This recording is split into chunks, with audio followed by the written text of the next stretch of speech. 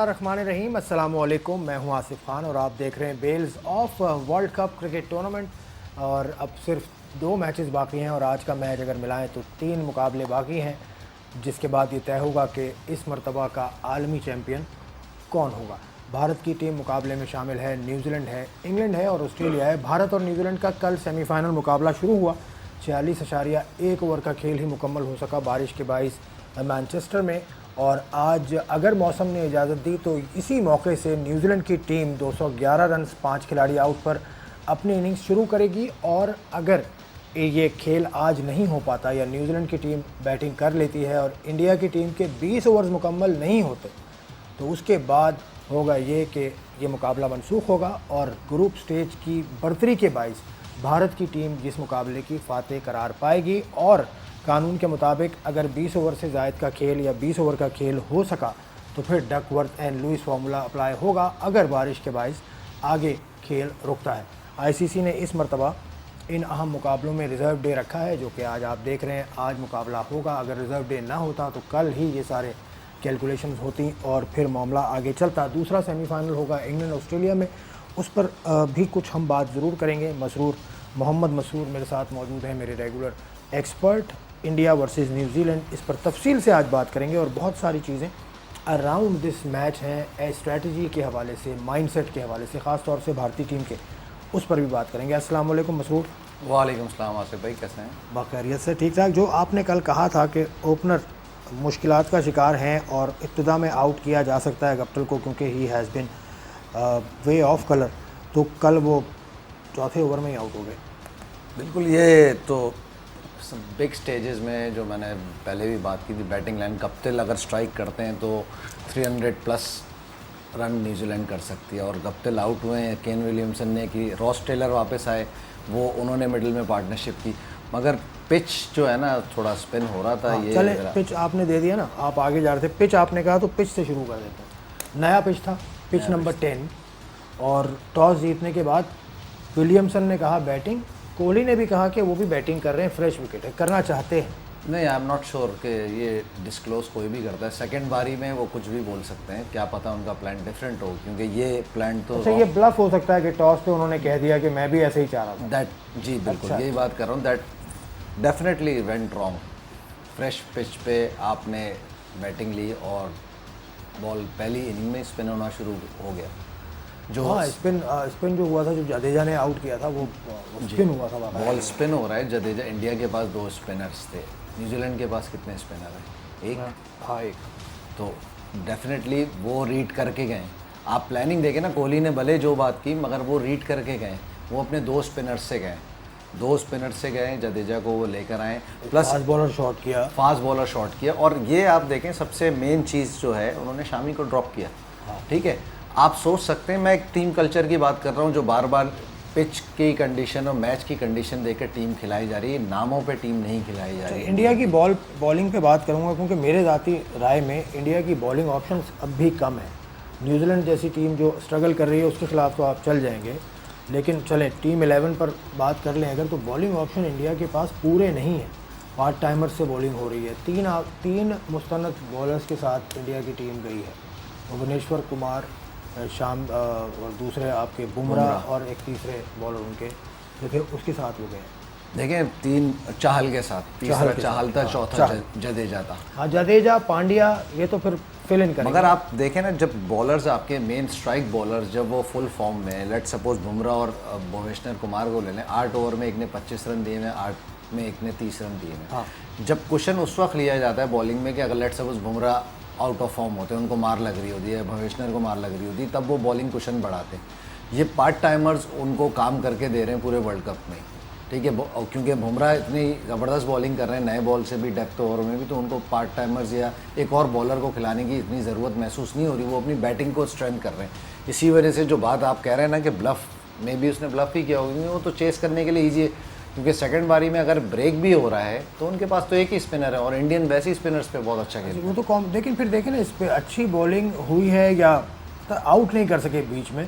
69 for 2 से लेके 134 for 3 तक स्कोर गया है और ये 18.2 ओवर से लेके 35 ओवर तक न्यूजीलैंड की ये पार्टनरशिप के लिए बहुत स्लो खेले।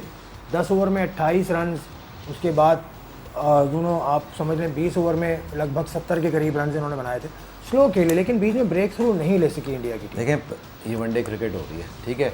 अगर क्रंच मैच में अगर जो मेन स्ट्राइकर, दो मेन कोर है बैटिंग की, रॉस टेलर और केन विलियमसन, उनको आप रन बनाने नहीं दे रहे। रॉस टेलर कहते हैं स्पिनर्स पे बहुत अच्छा खेलता है, केन विलियमसन भी बहुत अच्छा खेलते हैं, तो मेन टारगेट क्या था कि चले विकेट नहीं दे रही तो मगर रन लीक नहीं किया उन्होंने।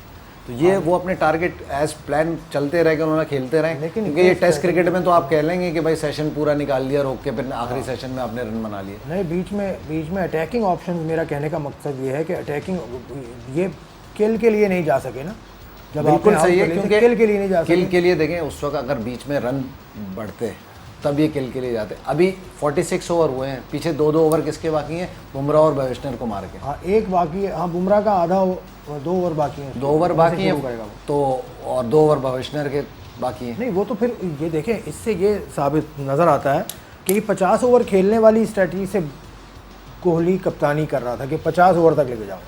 एक दूसरा माइंडसेट ये होता है कि जितना जल्दी हो सके आप आपको यही कह रहा हूँ ना कि जो वो प्लानिंग उन्होंने की, जो उनका मेन कोर था, उनकी जो प्लानिंग, जो मैं समझता हूँ कि उन्होंने यही की थी कि अगर विकेट स्ट्राइक नहीं मिल रहा तो रन रेट मेंटेन रखना है।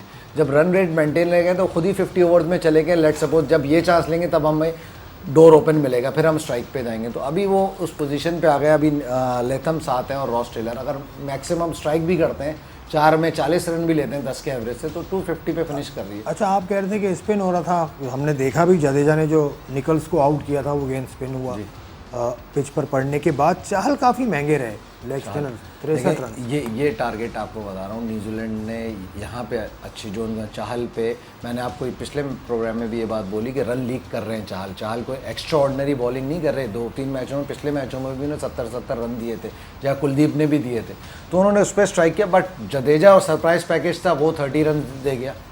अच्छा, ये मुझे बताएं, इस पर लेग स्पिनर्स हमने इस टूर्नामेंट में काफ़ी देखे, चाहल, राशिद खान, शादाब खान, द बॉस इमरान ताहिर। मतलब बॉस, उसने बॉस किया है इस टूर्नामेंट में। बिल्कुल। क्या अलग चीज़ है इमरान ताहिर और बाकी लेग स्पिनर्स में? इमरान की तो एज के अलावा उसकी आप मोटिवेशन देख लें, डेडिकेशन देख लें। वो जो गेंद उसके हाथ से निकलता है, राशिद के हाथ से निकलता है, शादाब के हाथ से निकलता है, चहल के हाथ से निकलता है, क्या डिफरेंट करता है? प्रिपरेशन देख लें, उसकी वैरायटी देख लें और उसकी मेहनत देख लें। मतलब वो अभी भी प्रैक्टिस, ये तो बैकग्राउंड बता दिया ना कि ये ट्रांसलेट होती है जब गेंद गिरता है। लेंथ बाउंस, लेंथ फ्लिपर बहुत अच्छा है इमरान का फ्लिपर बहुत अच्छा है, और उसके साथ स्पिन भी, गुगली और फ्लिपर उसका बहुत अच्छा है। जब शेन वॉर्न ने भी डोमिनेट किया तो वो अपने स्लाइडर और फ्लिपर पे ही सबसे ज़्यादा विकेटें लेता था, क्योंकि बैट्समैन डाउट में होता है कि आइदर स्पिन होगा या बॉल स्ट्रेट रहेगा। और उसकी लेंथ बड़ी अच्छी है, लेंथ अच्छी है और पेस वेरी करते हैं। इमरान के अंदर ये क्वालिटी है, एक पेस से बॉल नहीं करता, पेस वेरिएशन बहुत। तो अगर इमरान ताहिर, राशिद, शादाब, चाहल और अगर कोई लेग स्पिनर में मिस कर रहा हूँ वो इसमें डाल दें, इनको अगर ऑर्डर आप बनाए, नंबर 1 लेग स्पिनर कौन है इस वक्त वनडे क्रिकेट का, ये जो खेल रही हैं? इमरान ताहिर डेफिनेटली। 2 पे मैं अपने उस पर समझता हूँ शादाब खान। वजह अभी वो अनफिट तक, जितना स्पिन है उसके पास, गुगली भी उसका बहुत अच्छा है, विकेट टेकिंग ऑप्शन में ज़्यादा आता है। चाहल की गुगली इतनी तीसरे नंबर पे चाहल को रखेंगे? तीसरे नंबर पे मैं चाहल को रखूँगा वनडे क्रिकेट में। मतलब T20 के टॉप बॉलर को आपने उठा के बाहर कर दिया चौथे नंबर। मैंने क्या किया, उसने अपनी परफॉर्मेंस ने बाहर किया, उसकी परफॉर्मेंस देख ले। खान नहीं, विकेट नहीं, हम बात यहाँ विकेट की नहीं कर रहे, विकेट की भी नहीं कर रहा मैं, स्किल्स की भी बात कर रहा हूँ। पेस वनडे में उसका तेज़ है, इतनी तेज़ पेस से बॉल नहीं होती, और ख़ास तौर पे इस कंडीशन, देखें बॉलर को जज कहाँ किया जाता है या बैट्समैन को जज किया, जब वो कंडीशन के हिसाब से अपने आप को एडॉप्ट करता है। अगर आप अपनी एक सिमिलर जो आप बचपन से या अपने होम ग्राउंड में कर रहे हैं, अपनी पिचेस पे कर रहे हैं, वो ही अडॉप्ट करेंगे तो फिर आपकी क्लास। चले, इसे ये तो चलते चलते बात निकली थी, और भी बात होगी न्यूजीलैंड की बैटिंग पर, भारत की मुतवक्का जो बैटिंग स्ट्रेटजी होगी और भारत के कप्तान क्या सोच रहे हैं आफ्टर दिस ब्रेक।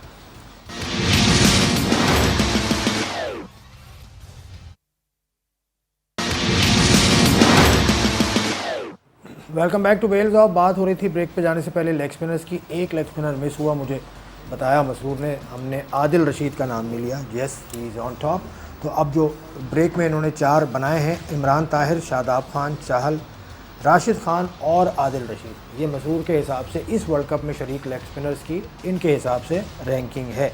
बहरहाल आगे चलते हैं। अब ये बताइए कि 46.1 ओवर 211 फॉर 5 यहाँ से शुरू करेंगे। अब ये बकिया जो 4 ओवर हैं, ये मुश्किल सिचुएशन नहीं होगी कि यहाँ आके टाइम लेना भी है, टाइम लेने का टाइम भी नहीं है, मतलब कहाँ खड़ा है न्यूजीलैंड, कैसे अप्रोच करें? न्यूजीलैंड तो बिल्कुल अभी बीच में खड़ा हुआ है, मगर ये अच्छी बात है कि 2 जेन्युइन बैट्समैन क्रीज पे नहीं, लेकिन ओवरनाइट जब आप आते हैं तो आप डेफिनेटली अब तो वो फॉर्मेशन, अब वो तो माइंडसेट बना कर ही आएंगे कि हमने स्ट्राइक करना है। अब जो 4 ओवर का डेफिनेटली एक प्लान बना हुआ कि इतना टोटल करना है, इस पे जाना है मैक्सिमम पे, 10 रन के एवरेज से खेलते हैं या 240 पे सेटिस्फाइड हैं।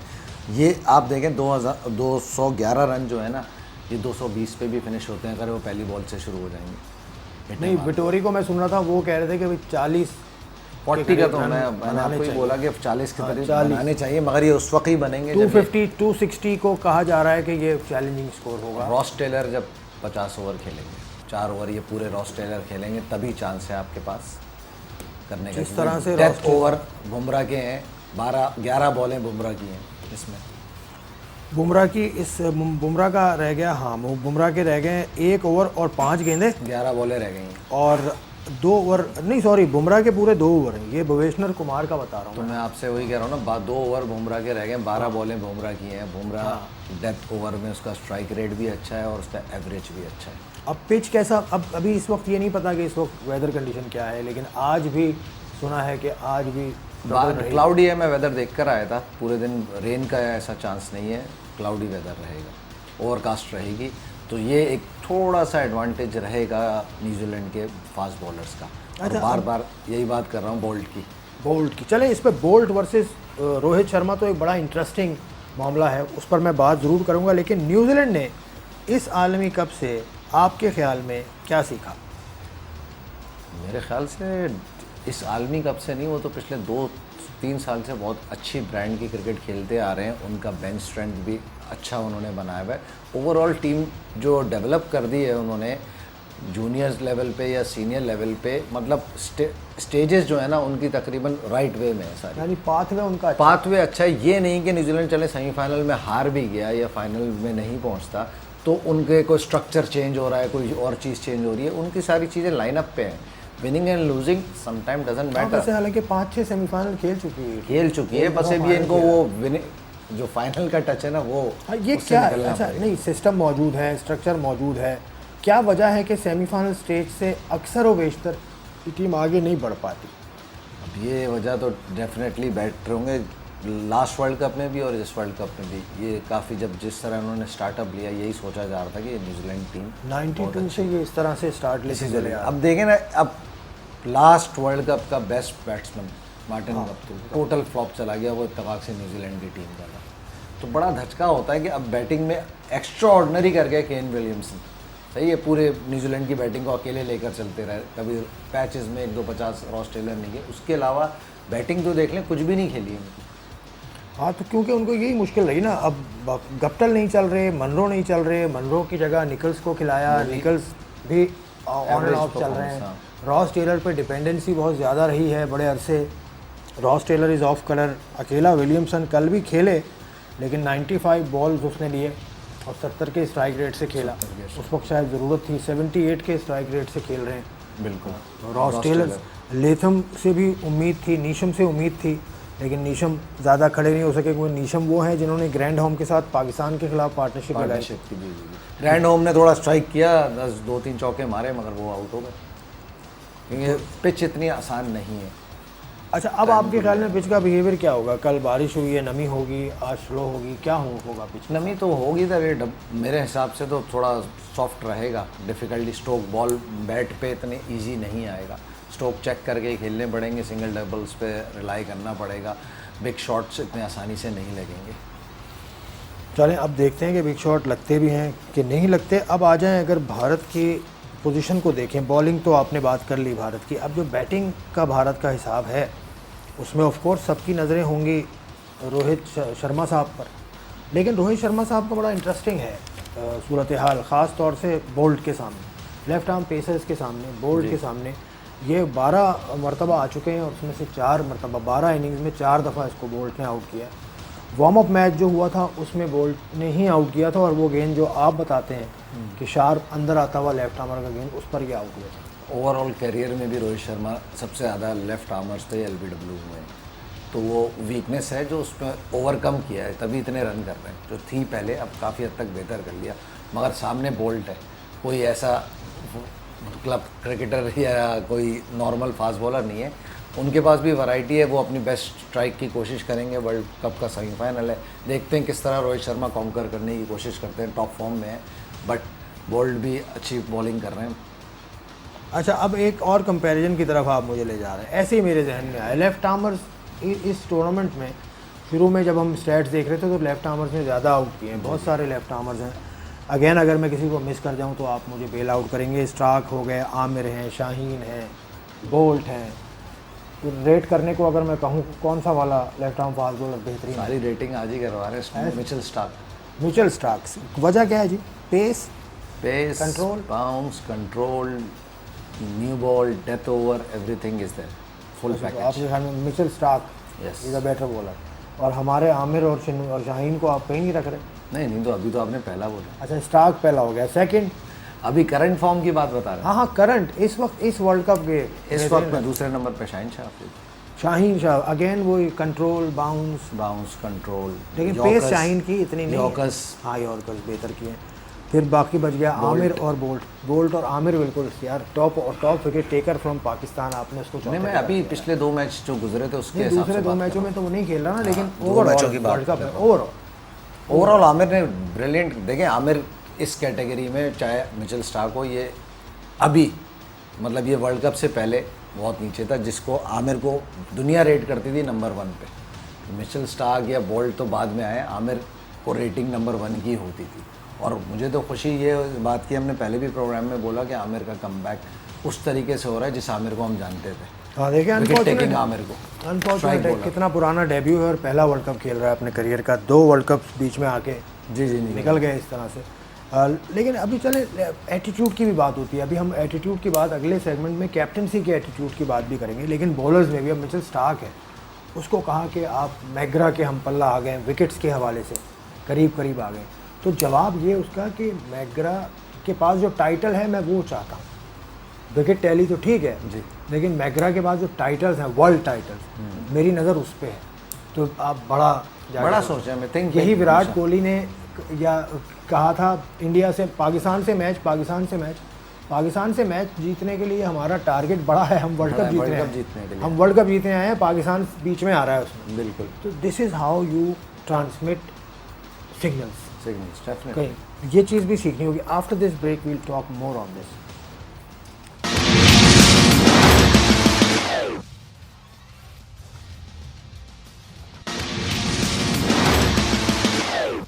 Welcome back to Bails of.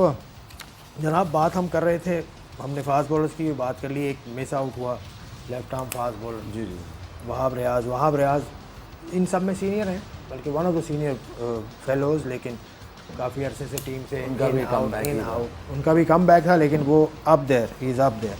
अब इसको ज़रा सा तफसील से देख लें कि इंडिया की टीम को आप एक अस्यूम कर लेते हैं कि 250 के लगभग अगर टारगेट मिल जाता है, तो उनकी अप्रोच में जो सबसे बड़ा सवाल लोग उठाते हैं वो ये है कि विराट कोहली जिस अंदाज से खेल रहे हैं, उनको सेंचुरीज़ बनानी चाहिए। हर कोई उनसे एक्सपेक्ट बहुत बड़ा कर रहा है, लेकिन उनका स्टाइल ऑफ प्ले इस टूर्नामेंट में आपको मुख्तलिफ नज़र आया? बिल्कुल मुख्तलिफ नज़र आया, बहुत मुख्तलिफ नज़र आया। देखें, विराट कोहली अब मैं से निकल के हम में चला गया है। थोड़ी सी लॉजिक है, मतलब अब वो कैप्टनसी टीम को देख रहा है। विराट कोहली को सब जानने लगे, ये एक टीम कल्चर डेवलप होता है। तो अब इंडियन टीम जो मुझे लग रहा है कि इन्होंने पूरा मतलब चैम्पियन कल्चर डेवलप कर दिया है। हर लड़का टीम के लिए खेलने जा रहा है। I becomes we.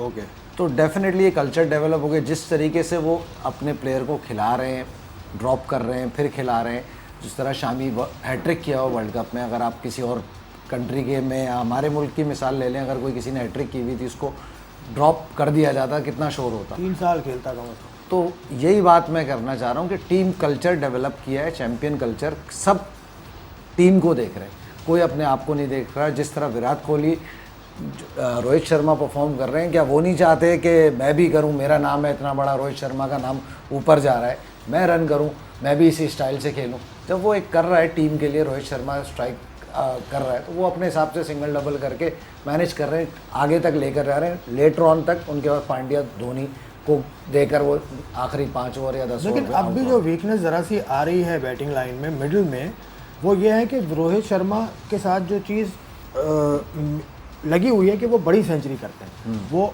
एंड तक जाते हैं या आखिरी के 8-10 ओवर्स रह जाते हैं, वहाँ तक कम से कम जाते हैं। आप नहीं समझते कि रोहित वो रोल नहीं प्ले कर रहे? अपनी सेंचुरी हो गई, ठीक है, लेकिन टीम को वो जो मिडिल ओवर से 40 ओवर तक, कम से कम 42 ओवर तक ले जाने का काम है, वो अब भी नहीं हो पा। बिल्कुल सही कह रहे हैं रोहित का, ये बात हमने पॉइंट पहले भी की थी पिछले प्रोग्राम में भी, कि रोहित 100 कर रहे हैं, आउट हो रहे हैं और अर्ली ऑन भी चांसेस दे रहे हैं। हाँ, देखिए विराट कोहली की जहाँ आपने बात की, मैं अब देखूंगा जो उन्होंने चेंजेस की हैं, अगर जिस मैच में रोहित जल्दी आउट होते हैं, देन विराट कोहली किस तरीके से टीम को लेकर चल रहे हैं, तब उनकी परफॉर्मेंसेस क्या होती हैं और कहाँ तक लेकर जाते हैं अपनी टीम को, तो उस टाइम सही टेस्ट होगा विराट कोहली का कि either he is playing like Virat Kohli पिछले, या as a captain of Indian team.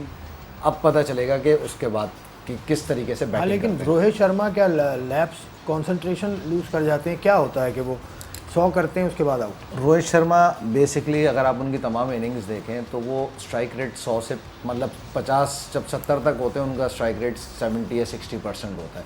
Once he kick off, जब वो 100 करते हैं तो वो अपना स्ट्राइक रेट 100 पे ले आते हैं। हाँ, ले आते। तो उसके बाद वो डेफिनेटली अभी जो चांसेस यही ले रहे होते हैं कि अपनी जो इनिंग जो उन्होंने शुरू में स्लो खेली है उसको कवर अप करें, तो वो थोड़ा शॉट्स पे जाते हैं, तो डेफिनेटली उस पर आउट हो रहे होंगे मे बी। और ये बात उनको भी पता होगा कि वो डबल सेंचुरियाँ कर चुके हैं, उनको अभी अगर मतलब फ्लेवर डालना है, top icing on the cake चाहिए, तो एक डबल सेंचुरी 2 मैचेस हैं इनके पास, या एक मैच है जो भी, एक डबल सेंचुरी करें। इसमें तो खैर इसमें तो नहीं, लेकिन अच्छी बात ये है कि इस परफॉर्मेंस के इस लेवल पर पहुंचने के बाद ये इस बात पे बात हो रही है जी। रोहित शर्मा इस पे बात कर रहे हैं कि मैं 100 के बाद आउट क्यों हो रहा हूँ, इतना अचीव करने के बावजूद। ये कहाँ से आता है माइंड? यही तो हम्बल है, जब आप उसको ये पता है कि मैं 100 तो अपने कर रहा हूँ, मगर अभी मुझे टीम को मेरी और ज़रूरत है, मैं और भी कर सकता हूँ, टीम को ज़्यादा फ़ायदा पहुँचा सकता हूँ, नीचे से नहीं हो रहा बैटिंग ऑर्डर,